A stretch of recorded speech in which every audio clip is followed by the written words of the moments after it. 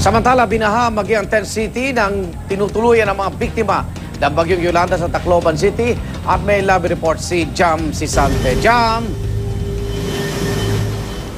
Yes, Igan, kagabi medyo nakahinga na maluwag yung mga nakatira sa tent dahil tumigil na yung ulan. Pero ngayong umaga, pabugso-bugso na uli ang ulan dito sa Tacloban City.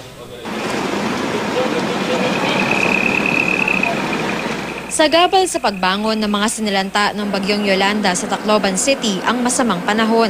Dahil sa halos walang tigil na pag-ulan, naantala ang paggawa ng bunkhouses na magsisilbisa ng pansamantalang tirahan ng mga evacuee. Sa loob na lang kami na gumagawa. Yung sa labas, hindi namin napatrabaho yung labas namin.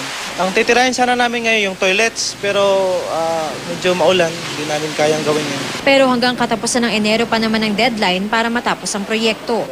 Binisita kahapon ng GMA News ang mga naitayo ng bunkhouses. Ang ilan sa mga ito, hindi pa man nalilipatan ng mga residente, tumatagas na ang bubong.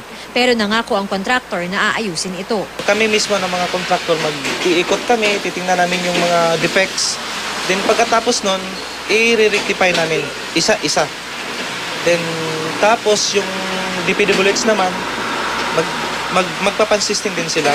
Nauna nang kwestiyon ng ilang kritiko ang bunkhouses dahil bukod daw sa overprice ito, substandard din umano ang mga materyales na ginamit, bagay na pinabulaanan ng DPWH. Pinaiimbestigahan na ito ni Rehabilitation Secretary Panfilo Lacson. Pero sagot kahapon ng palasyo sa mga kritiko, nananawagan lang po tayo sa mga naghahain ng puna na patunayan yung kanilang mga sinasabi at maghain ng konkretong datos o katibayan para mapagtulungan naman po yung pagsisiyasat at pagbibigay ng karampatang solusyon. Ang kawalan pa rin ng maayos na tirahan, doble pasakit sa mga biktima ng Bagyong Yolanda. Maging ang Tent City kasi na kanilang tinutuluyan, binabaha rin. Kahapon umabot sa tuhod ang baha sa bahagi ng Tent City sa Barangay San Jose. Sa sobrang lakas ng ulan ngayong araw, talagang tumaas na yung tubig dito sa Tent City sa Barangay San Jose. Yung mga tent, pinasok na sila ng tubig tulad ng isang ito.